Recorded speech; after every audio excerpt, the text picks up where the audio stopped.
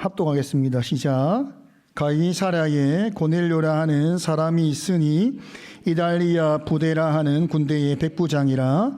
그가 경건하여 온 지방과 더불어 하나님을 경외하며 백성을 많이 구제하고 하나님께 항상 기도하더니 하루는 제9시쯤 되어 환상 중에 밝히 봄에 하나님의 사자가 들어와 이르되 고넬료야 하니 고넬료가 주목하여 보고 두려워 이르되 주여 무슨 일이니까?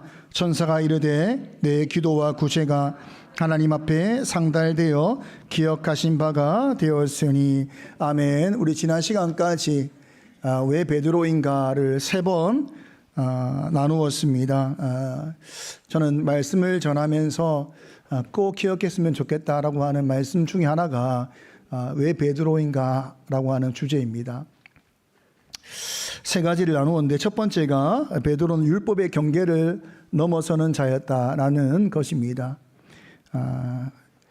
우리가 이것을 기억할 때에는 하나님께서는 우리를 과정 속으로 인도하사 우리를 만들어 가신다라고 하는 것을 기억해야 되는 것입니다. 여러분의 인생은 하나님께서 과정 속으로 인도하사 여러분을 자라게 하시는 그런 과정 안에 있다는 것입니다.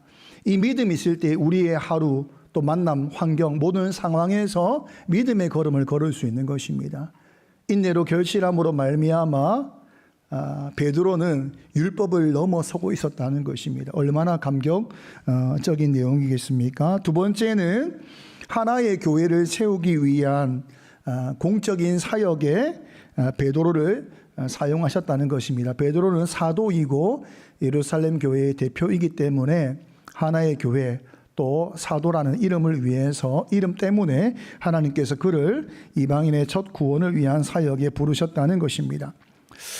그리고 우리가 마지막 지난주에 나눈 왜 베드로인가에 대해서 나눌 때에 그는 성령으로 다듬어져 있었다는 것입니다. 저는 이것이 매우 중요하다라고 나누고 싶습니다. 우리는 기질과 성품에 따라서 하나님이 쓰신다라고 이야기할 때에 우리의 단점과 약점을 하나님이 쓰신다라는 말을 조금 오해를 한다는 것입니다. 하나님께서 우리의 악함도 사용할 수 있지요. 그 안에서 하나님의 주권과 지혜가 나타날 수 있습니다. 그러나 우리의 모습으로 하나님께 영광이 되는 것은 우리의 선함입니다. 선함. 나의 기질과 나의 성품이 원래는 약점과 그런 단점이 있었으나 성령께서 깨닫게 해주시고 만지시고 나를 다듬어서 나의 약점도 나의 단점도 오히려 강점이 되어 하나님의 귀한 도구가 되는 것. 이것이 베드로의 삶이었지 않습니까? 그가 다혈질이었습니다. 그는 실수가 많은 사람이었습니다. 언제나 급했습니다. 그러나 그가 고넬료의 사건을 통하여서 우리가 본 것은 그는 이방인의 첫 구원에 대해서 성령의 사역을 10년 동안 인내하였습니다. 10년을 인내하여 율법의 마침표를 찍은 사람이 바로 베드로라는 것입니다. 귀한 일에 쓰임받은 것입니다. 하나님의 귀한 사역에 그가 귀하게 쓰임받은 것입니다. 여러분, 우리에게 주어진 삶 가운데 하나님은 우리에게 성품과 기질을 주시고 그 안에 우리를 다듬어가고 계신 것입니다. 나의 약점도 나의 단점도 성령께서 말씀하여 주시고 나를 만지시고 나를 다듬어서 더 귀한 하나님의 영광을 위한 도구로 우리를 사용하신다는 것입니다.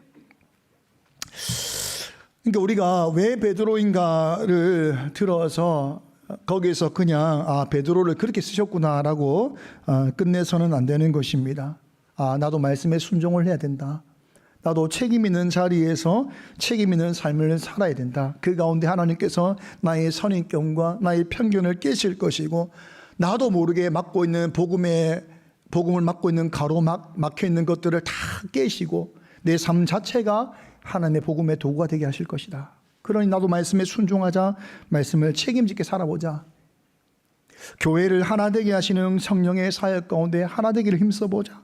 내 성품과 기질을 바꾸시기 위해서, 변화시키기 위해서, 다듬으시기 위해서, 하나님의 영광의 도구가 되기 위해서 오늘도 지금도 나에게 말씀해 주시고 나를 변화시키는 성령님을 의지해 보자. 이렇게 우리가 우리의 삶의 실천으로 가야 하는 것입니다. 오늘 우리가 이제 왜 고넬료인가를 나눌 것인데 사도행전 10장을 너무 오래 하는 것 같아서 제가 왜 고넬료인가는 시리즈로 하지 않고 오늘로 끝을 내겠습니다. 조금 더 할까라는 생각을 했는데 왜 베드로인가를 3번 했기 때문에 왜 고넬료인가에 대해서는 나누긴 나눠야 되죠. 왜냐하면 이방인의 첫 구원에 있어서 베드로를 사용하신 것처럼 고넬료를 사용하셨기 때문에 두 사람을 언급하지 않을 수 없는 것입니다. 그러나 이것을 몇 번 하기에는 조금 부담이 되고 여러분에게 부담이 될 것 같아서 한 번으로, 고넬료는 한 번으로 오늘 나누는 것으로 끝을 내겠습니다. 왜 하나님께서 이방인의 첫 구원으로 고넬료를 사용하셨는가? 저는 3가지로 나누려고 합니다. 첫 번째는 복음은 모든 사람을 위한 것이다 라는 것을 말씀하기 위한 것이다, 이렇게 생각합니다. 사도행전 8장으로 가겠습니다. 사도행전 8장 1절을 합독하겠습니다. 시작. 사울은 그가 죽임을 당함을 마땅히 여기더라. 그날에 예루살렘에 있는 교회에 큰 박해가 있어 사도 외에는 다 유대와 사마리아 모든 땅으로 흩어지니라. 스데반의 죽음으로 말미암아 교회에 박해가 일어나고 이제 사도 외에는 유대 땅, 사마리아 땅, 그리고 모든 땅으로 흩어졌다, 이렇게 8장이 이야기를 하거든요. 그리고 이 내용이 바로 연결되는 내용이 11장입니다. 11장 19절을 함께 읽겠습니다. 시작. 그때에 스데반의 일로 일어난 환난으로 말미암아 흩어진 자들이 베니게와 구브로와 안디옥까지 이르러 유대인에게만 말씀을 전하는데, 그러니까 지금 8장의 내용과 바로 이어지는 내용은 사실은 11장입니다. 그 사이에 9장과 10장이 들어있는 것입니다. 그러니 9장과 10장의 사역은 시간의 흐름과 상관없는 것입니다. 이미 8장에 스데반의 순교로 말미암아 이미 모든 땅, 그러니까 이방인의 땅까지도 복음이 증거되기 시작했다라고 말을 합니다. 그런데 독특한 것은 8장에서는 그냥 모든 땅이라고 말을 하고 분명히 이방인 땅인데 말하고, 11장에는 똑같은 내용을 전개하면서 11장에는 구브로와 안디옥이다라고 하는 이방인 지역을 설명하고 있습니다. 이방인의 사역이 이미 일어났는데 공식적인 이방인의 구원을 설명하지 않고 10장에 이르러서 이방인의 첫 구원의 공식적인 사역을 고넬료로 성경은 설명하고 있다는 것입니다. 이미 일어났는데, 그러니까 이방인의 첫 구원이 공식적인 사람은 고넬료지만 비공식적인 사람이 분명히 많이 있었을 것이라는 겁니다. 근데 왜 고넬료를 이렇게 첫 구원의 사례로 등장시키고 있는가라고 하는 것입니다. 여러분, 고넬료는 10장 1절에 이렇게 등장을 합니다. 가이사랴의 고넬료, 이렇게 합니다. 가이사랴의 고넬료. 여러분, 예수님의 지상 명령은 예루살렘과 온 유대와 사마리아와 땅 끝까지다, 이렇게 복음의 사명을 감당하라고 말씀하십니다. 지금 벌써 8장에 이르러서 예루살렘과 온 유대와 사마리아와 그리고 땅끝이 이미 시작되었습니다. 그런데 이 10장은 독특한 곳이다, 이렇게 말할 수 있습니다. 왜 독특하냐라고 하면 이 가이사랴라고 하는 고넬료가 있는 이 지역은 유대 땅이지만 이방 나라다, 이렇게 볼 수 있는 곳입니다. 유대 땅이지만 이방 나라. 유대 땅이지만 그곳에 소속된 많은 사람들은 다 이방 사람들입니다. 그 중에 한 사람이 바로 고넬료다, 이렇게 말할 수 있습니다. 그 이달리아라고 하는 부대는 모든 사람이 다 로마인으로 구성된 민족입니다. 그러니 가이사랴 지역은 유대 지역 안에 있는 이방 민족이다, 이렇게 볼 수 있는 것입니다. 성경은 이미 8장을 통해서 이미 유대를 넘어서 사마리아를 넘어서 온 땅으로 복음이 시작되었다라고 말을 하는데 그 확산의 땅을 설명하지 않죠. 설명하는 것은 11장에 되어 설명하고 그 전에 또 다른 지역이 복음이 있었다라고 설명하면서 가이사랴다 이렇게 설명하고 있다는 것입니다. 이것은 우리에게 무엇을 말하고 있는가 하면 복음이라는 것은 그 어떤 것도 제한이 없다라는 것을 말하는 것입니다. 복음에는 제한과 제외가 없습니다.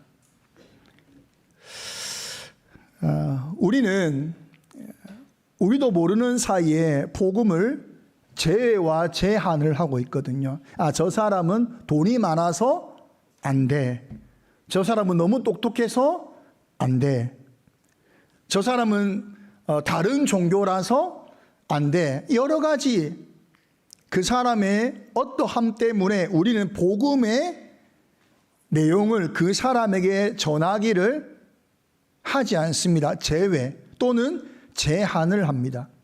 그러나 가이사랴 고넬료라고 하는 사건을 통해서 복음은 예루살렘으로부터 시작하여서 그 어떤 곳도 제외되거나 제한되지 않았다. 그 어떤 곳도 유대 땅 안에 있는 이방인에게도 제한되거나 제외되지 않고 복음은 다 편만하게 모든 사람에게 다 복음은 증거되었다라고 하는 것을 우리에게 가르치고 있는 것입니다. 그러므로 여러분 복음을 전한다는 것은 제외와 제한이 없다는 것입니다. 이 말을 잘 기억해야 됩니다. 우리가 복음을 전할 때에는 어떻게 전할 것인가는 고민의 내용이지만 전할까 전하지 않을까는 고민의 내용이 되지 못하는 것입니다. 근데 우리가 전할까 안 전할까를 고민한다는 거예요. 전할까 안 전할까. 여러분 전할까 안 전할까는 우리의 고민의 내용이 되지 못합니다. 어떻게 전할까에 대한 방법에 대한 고민은 있을지언정 전할 것인가 안 전할 것인가에 대한 선택은 복음의 내용에 들어있지 않습니다. 복음은 제외됨이 없고 제한이 없는 것입니다. 그 누구에게도 다 복음은 있어야 되는 것이고 우리는 마땅히 전해야 되는 것입니다. 두 번째, 왜 이방인의 첫 구원의 사례로 고넬료인가 할 때 두 번째는 고넬료가 로마 사람으로서 관료이기 때문입니다. 이방인의 첫 구원의 사례라는 것은 중요한 상징성을 가지게 되는 것입니다. 베드로가 사도요 예루살렘 교회의 지도자였기 때문에 이방인의 첫 구원을 위한 상징성을 가진 것처럼 이방인의 구원 또한 중요한 상징적인 사람이 되어야 하는 것입니다. 여러분 이방인들, 이 땅에 많은 이방인이 있는데 그 당시 많은 이방인 중에서 이방 민족의 대표가 되는 민족이 누구겠습니까? 로마 사람입니다. 로마 사람이 그 많은 유대인을 제외하고 모두가 다 이방인이라고 할 때에 그 이방 민족의 대표로 말할 수 있는 사람은 로마 사람인 것입니다. 그리고 로마 사람 중에서도 상징적인 사람이 될 수 있는 사람이 누가 되는가라고 하면 공적인 사람이라는 것입니다. 누구겠습니까? 관료는 공적인 사람입니다. 여러분 관료라고 하는 것을 로마 황제를 숭배해야 되는 사람입니다.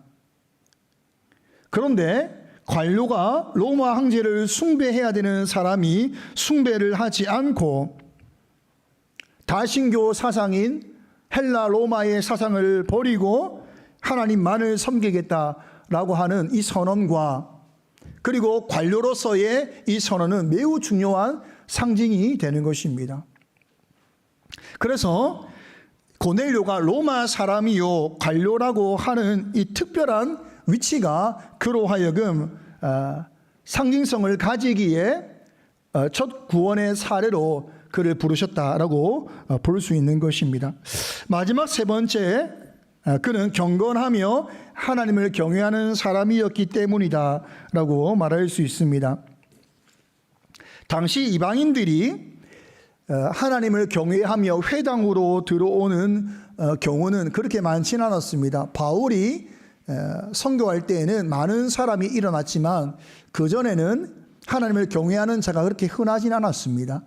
근데 간혹 가다가 이렇게 하나님을 경외하는 자들이 회당에 들어와서 유대인들과 함께 예배를 드렸는데 왜 그런가 하면 헬라 로마의 다신교 사상의 회의를 느꼈기 때문입니다. 조금 비교를 하겠습니다. 표를 보면 이거는 이제 다 볼 수는 없고 여러분들이 이제 우리 최승우 집사님이 카톡으로 올려주면 그때 좀 세세히 보시고, 이 다신교 사상은 신과 인간이 차이가 없습니다. 그러니까 능력에서 신이 능력이 있다라고 판단할 뿐이지 인간과 신이 다르지가 않습니다. 도덕적으로 윤리적으로 신이 더 타락했어요. 더 성적으로 여러 가지로 더 타락된 존재가 신입니다. 그러니까 도덕과 윤리에 있어서 신이 인간보다 못한 존재로 등장합니다. 여러분 헬라 로마 그리스 신화라고 하는 내용을 보게 되면 그 내용 가운데 신과 인간의 차이가 없습니다. 그러니까 더 타락하거나 더 못한 모습으로 등장하고 있다는 것입니다. 이 다신교의 존재의 목적은 오직 현생의 복을 위해서만 존재하지요. 복, 성공, 건강, 번영. 이 안에는 뭔가 채워지지 않는 것들이 있다는 것입니다. 그리고 다신교다 보니까 무엇이 문제인가 하면 신마다 도덕과 윤리가 다르니까 도덕과 윤리의 일관성이 존재하지 않습니다. 어떻게 살 것인가가 없어요, 사실은. 왜요? 다신교니까.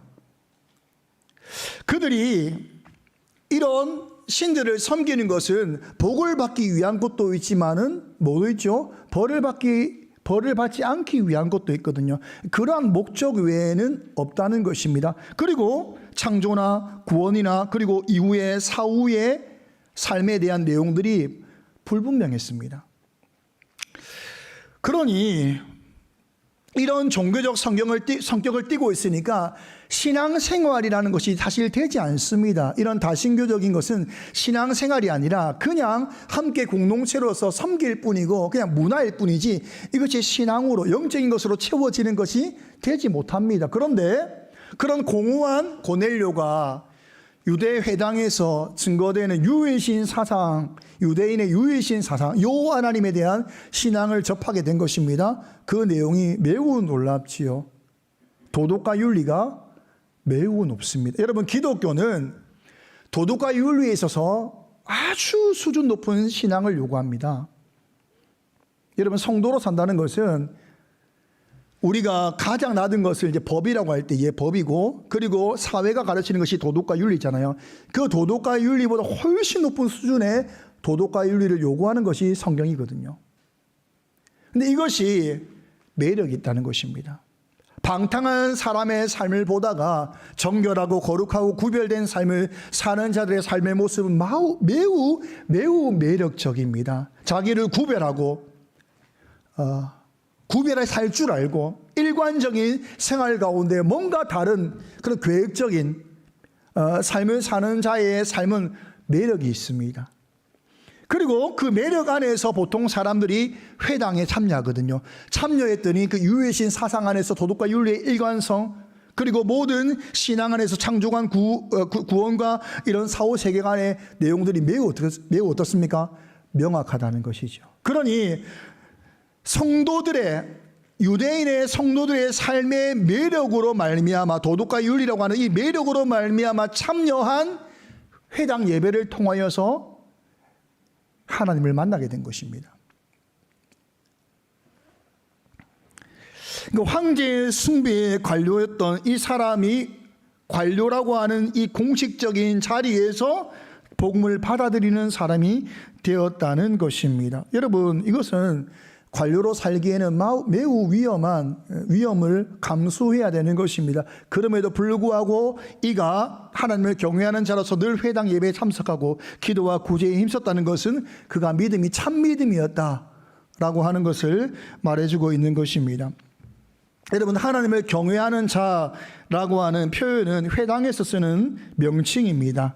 그러니까 저를 말할 때 제가 이방인인데 유대인의 회당에 참석하게 되면 그냥 하나님을 경외하는 황동 이렇게 불러주는 것이 아니라 참석하면서 경건에 힘쓰고 그들의 기준이 있습니다. 그 기도 가운데 구제 가운데 경건한 삶에 힘쓰면 하나님을 경외하는 황동욱이다 이렇게 붙여준다 이 말입니다. 이들은 계종자가 아닙니다. 계종자라는 것은 반드시 할례를 받아야 되는데 할례를 받지 않은 자들입니다. 하나님을 분명히 그들 스스로는 믿지만 할례를 받지 않았기 때문에 계종자가 아니고 유대인들과 함께 회당에서 예배를 드리고 함께 기도하고 함께 구제에 힘쓰지만 그러나 회당 안에 있는 유대인 입장에서는 그러나 우리와 같은 구원의 대상은 여전히 아니다 라고 하는 사람이 바로 하나님을 경외하는 자들입니다. 그래서 예배를 드릴 때도 구분을 지었어요.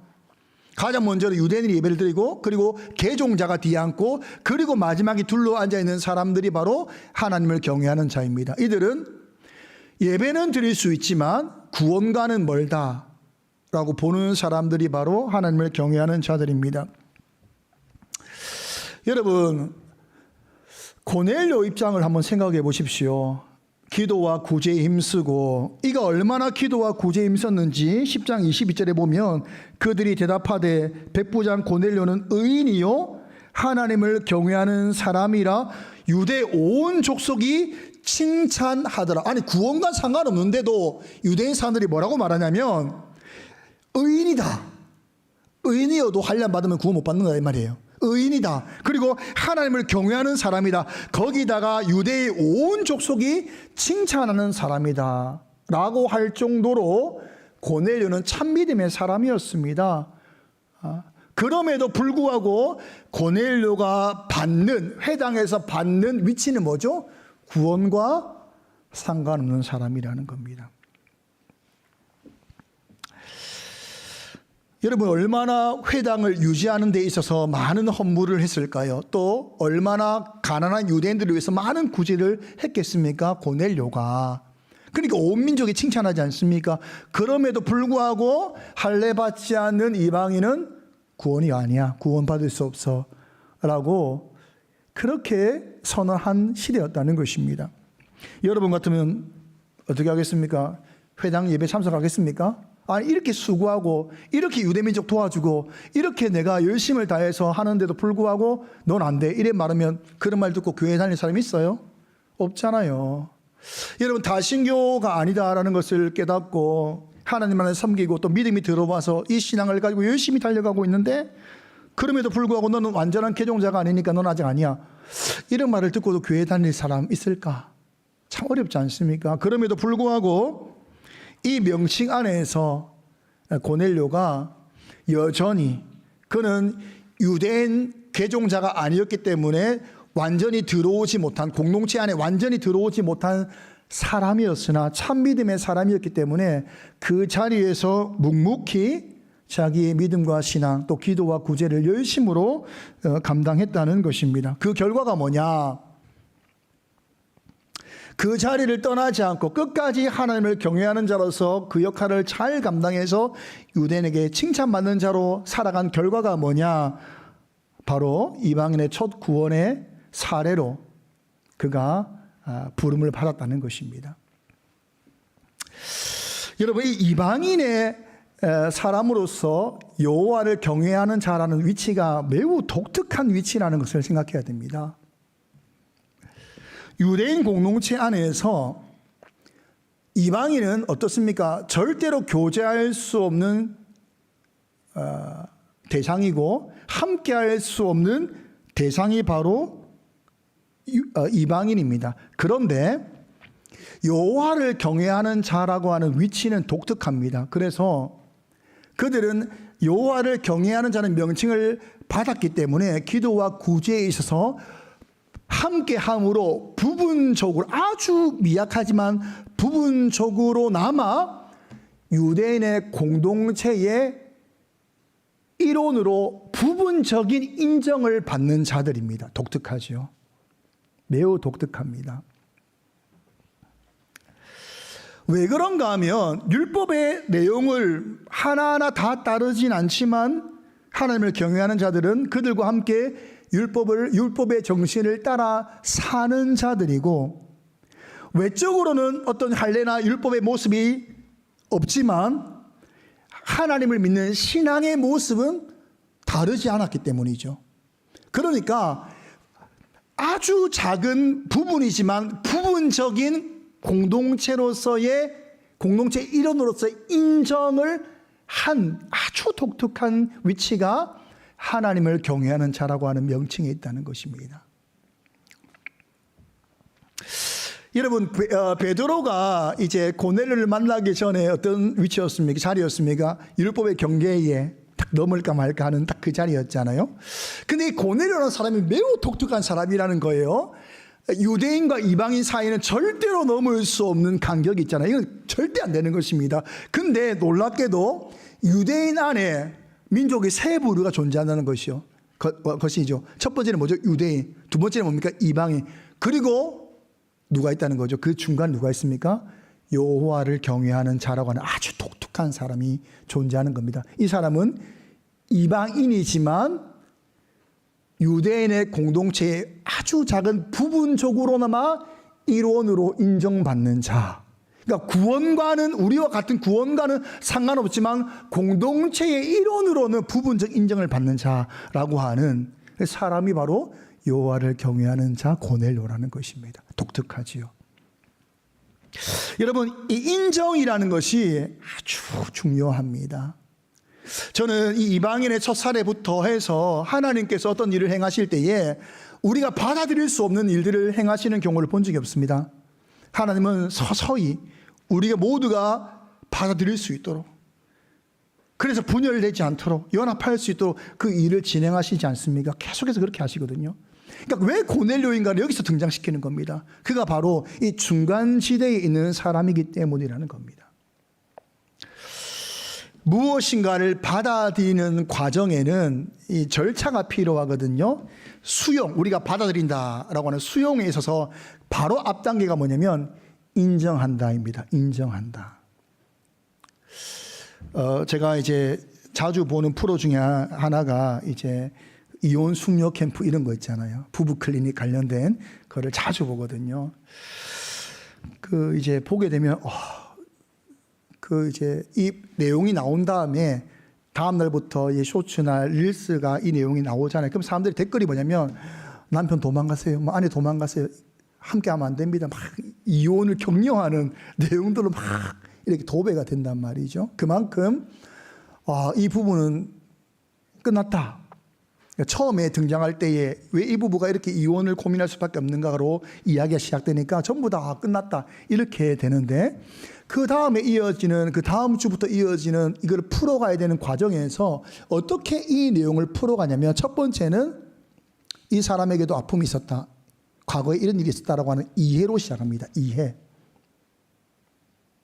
두 번째는 이해를 했다면 그 다음에 이어지는 내용이 뭐냐면, 처음에는 이 사람은 정말 나쁜 사람이야, 절대 함께 할 수 없는 사람이야 라고 했다가 이해를 했다면 그 다음에 뭐냐면, 그래도 너를 사랑하잖아, 그래도 남편으로서 열심히 일하잖아, 그래도 뭔가 수고함이 있잖아, 그래도 아내로서 뭔가 자녀를 사랑하잖아 라고 하는 부분적인 뭐로 가는 거예요? 인정으로 가는 거예요. 그러니까 절대 아니야 라고 하다가 이해로 가고 나서 부분적인 인정을 하게 합니다. 부분적 인정. 그래도 남편이 수고했잖아, 그래도 당신 아내가 당신한테는 못될지 몰라도 정말 애들을 위해서 헌신했잖아. 이게 부분적 인정을 하게 되면 남편이 그래, 그건 맞지. 그거 맞지 하면 끝난 겁니다. 그거 맞지 하면 끝난 거예요. 여러분, 자녀들끼리 싸우잖아요. 막 언니, 동생, 뭐 오빠, 형, 이렇게 뭐 오빠 뭐죠? 오빠, 동생, 그 다음에 형, 동생 이렇게 싸우잖아요. 싸울 때 어떻게 해결하면 제일 해결이 잘 될까요? 막 싸우는 거예요. 형은 나빠, 넌 더 나빠, 뭐 이렇게 싸우잖아요. 그때 부모 가서 누가 옳고 말해줄 필요가 없어요. 가서 뭐 하면 되는 거예요? 이해와 인정을 시키면 되는 거예요. 형이 그래도 널 위해서 가끔 요리도 하잖아. 형이 널 위해서 너 때문에 이런 일도 하고 저런 일도 하잖아. 그러면 동생이 듣고 있다가 그거 맞지? 끝난 겁니다. 싸움이 끝난 거예요. 부부싸움도 그렇잖아요.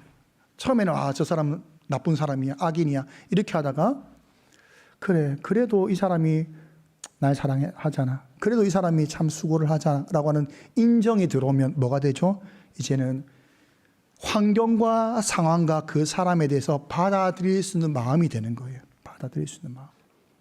여러분, 인정이 없이는 수용은 불가능합니다.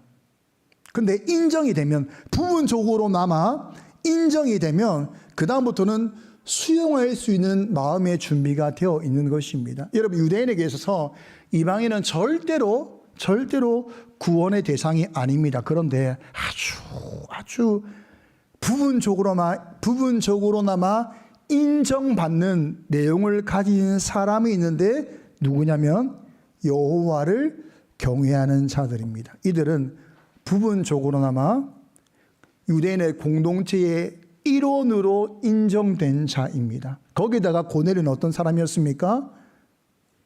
우리가 아까 읽었던 것처럼 유대인이 볼 때에도 의인이고, 유대인이 볼 때에도 하나님을 경외하는 자들이고, 유대인 온 민족이 칭찬받는 자였다는 것입니다.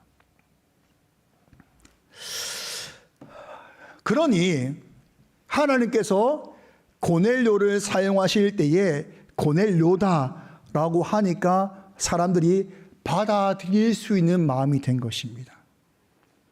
참 중요하지 않습니까?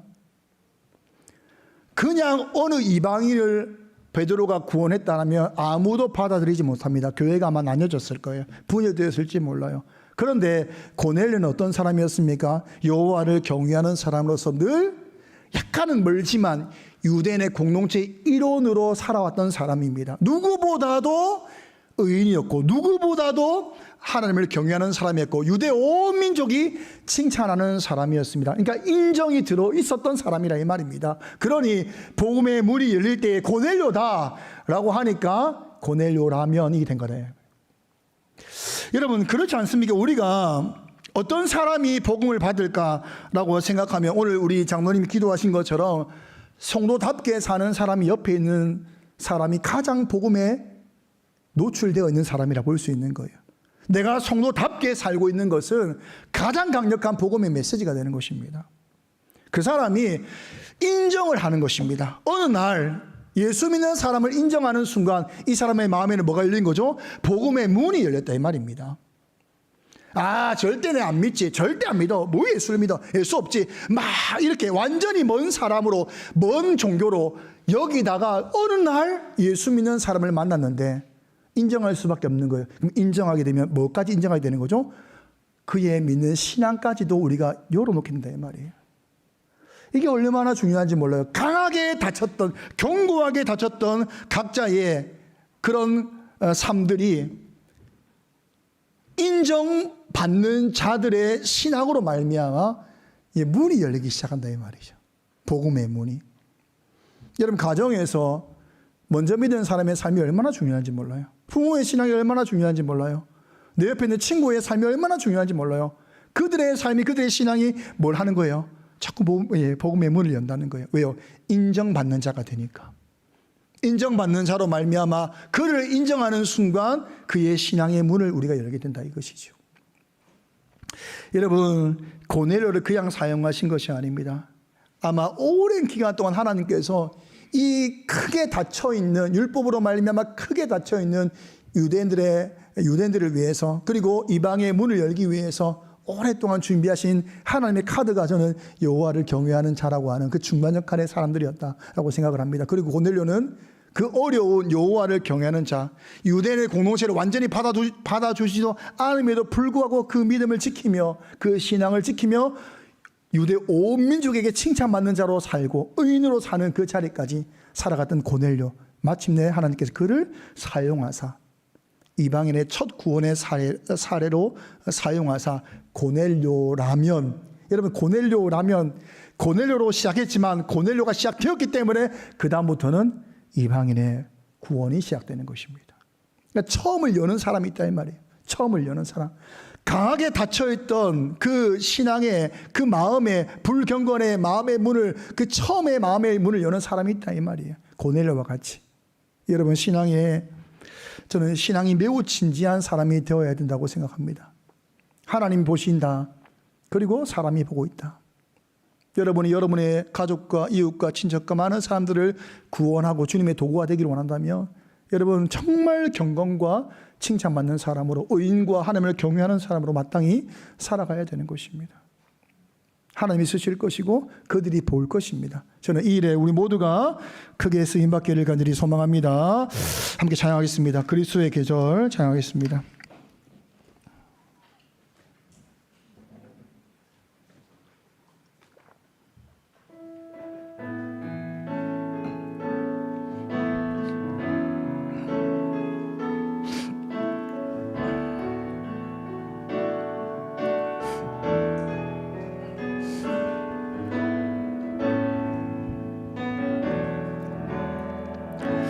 민족의 가슴마다 피 묻은 그리스도를 심어 이 땅에 푸르고 푸른 그리스도의 계절이 오게 하소서.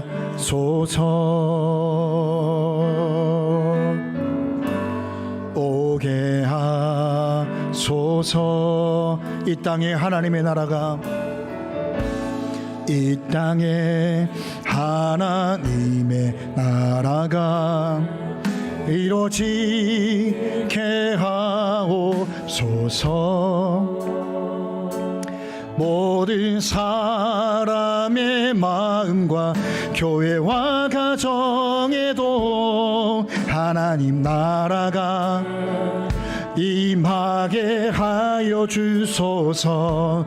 주의 청년들이 예수의 꿈을 꾸고 인류 구원의 환상을 보게 하소서.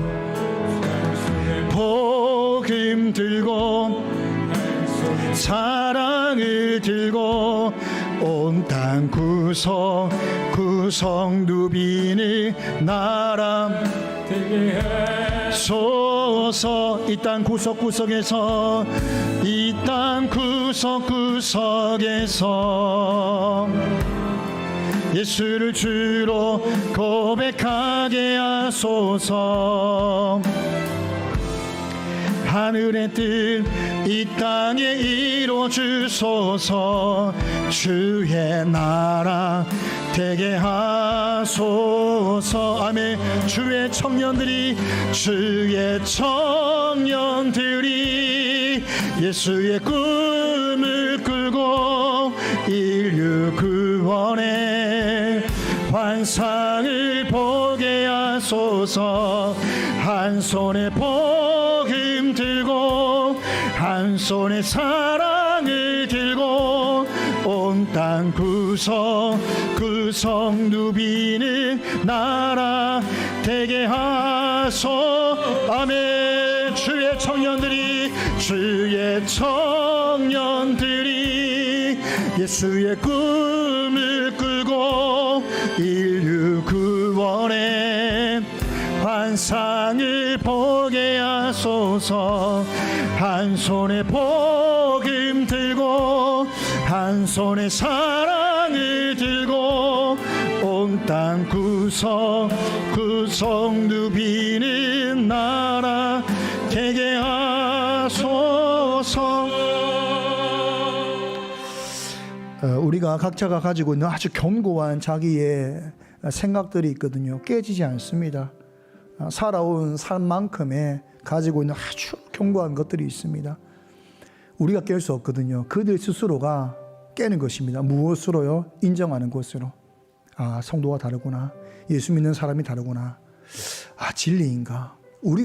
그들이 깨는 거예요. 그쪽에서 깨는 거예요.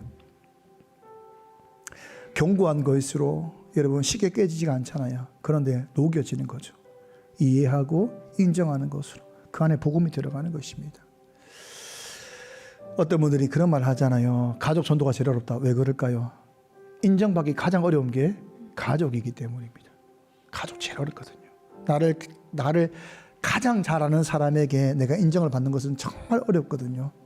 그래서 가족 복음이 가장 어렵습니다. 그러나 우리가 사랑하는 가족을 위해서 우리가 그들의 견고한 것들을 다 녹이는 방법은 뭐냐? 인정을 받는 것입니다. 예수 믿는 사람으로 인정을 받는 것입니다. 지혜를 가진 사람으로 인정을 받는 것입니다. 그 견고한 것도 이 고넬료라고 하는 것, 고넬료이기 때문에 그 문이 열리잖아요. 고넬료이기 때문에 문이 열린 거예요.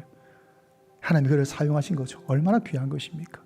그 유대인 모든 사람이 인정할 수 없어서나 인정할 수밖에 없는 사람이 된 거 아니겠습니까?